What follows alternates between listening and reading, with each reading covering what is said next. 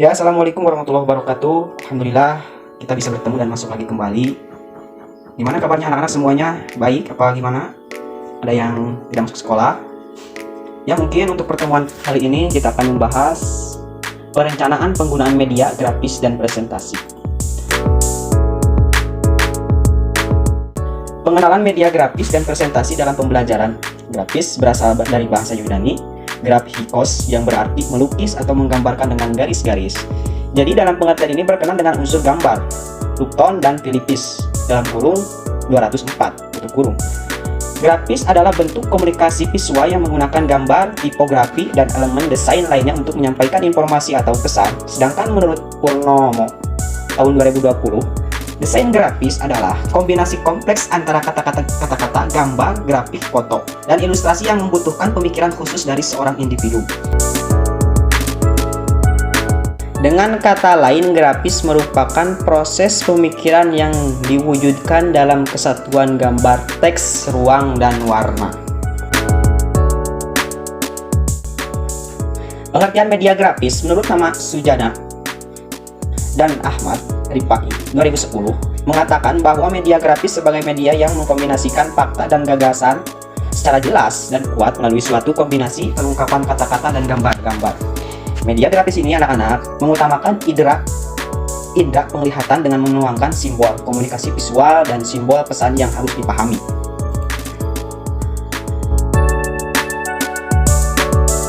Jenis-jenis media grafis anak-anak terbagi menjadi beberapa. 1. Media grafis statis. Media grafis statis adalah media visual yang tidak bergerak. Jenis media grafis ini digunakan untuk menyampaikan informasi, pesan, atau membangun makna kepada audiens dengan cara yang lebih menarik dan mudah dipahami.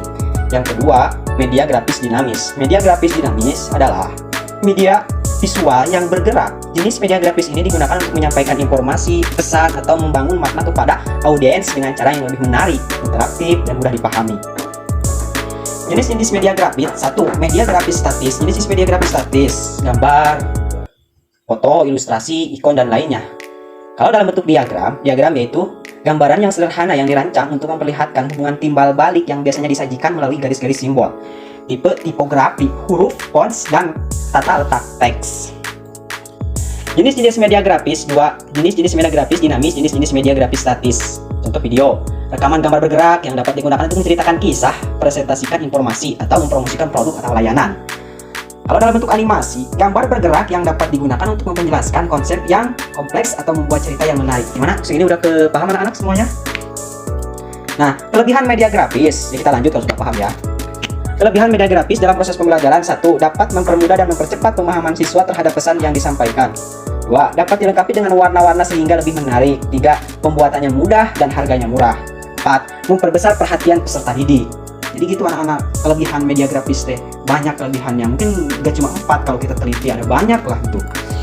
Nah, kelemahan media grafis dalam proses pembelajaran. 1. Membutuhkan keterampilan khusus dalam pembuatannya, teruntuk untuk grafis yang lebih kompleks. 2. Penyajian pesannya hanya berupa unsur visual. Nah, ini untuk kekurangannya. 1. Membutuhkan keterampilan khusus dalam pembuatannya, terutama untuk grafis yang lebih kompleks. Penyajian yang kedua, penyajian pesan hanya berupa unsur visual. Ini untuk kelemahannya. Pasti dalam suatu media juga ada kelebihannya, ada kelemahannya ya. Seperti di sini, kelemahan media grafis. Nah, fungsi media grafis dan presentasi. 1. Menarik perhatian, memperjelas sajian pembelajaran, mengilustrasikan suatu fakta atau konsep yang mudah terlupakan jika hanya dilakukan melalui penjelasan verbal. 2. Menyalurkan pesan dari sumber ke penerima. Saluran yang dipakai menyangkut indera penglihatan. 3. Mengembangkan daya kreativitas, daya ingat, kemampuan visual. Nah, karakteristik media grafis. 1. Bersifat konkret. 2. Dapat mengatasi ruang dan waktu. 3. Memperjelas suatu masalah. 4. Murah harganya, yang termasuk ini yang kita butuhkan untuk masa pendidikan, murah harganya. Nah, yang kelima, mudah mendapatkan dan menggunakannya mudah, nggak harus apa gitu, jadi gimana lah gitu. Nah, 6. Terkadang memiliki ciri abstrak. Itu kan para seniman kalau melihat abstrak, membuat abstrak itu kan rupa-rupa gimana gitu ya, bentuk corak abstrak dengan sebaik-baik mungkin. Nah, ini untuk 7. Merupakan ringkasan visual suatu proses. 8. Menggunakan simbol-simbol verbal. 9. Mengandung pesan yang bersifat interpretatif.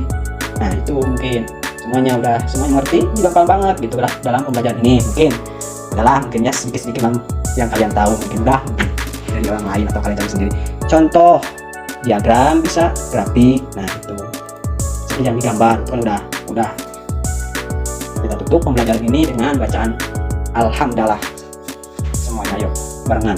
Alhamdulillah. Ya, dari Bapak cukup sekian. Assalamualaikum warahmatullahi wabarakatuh.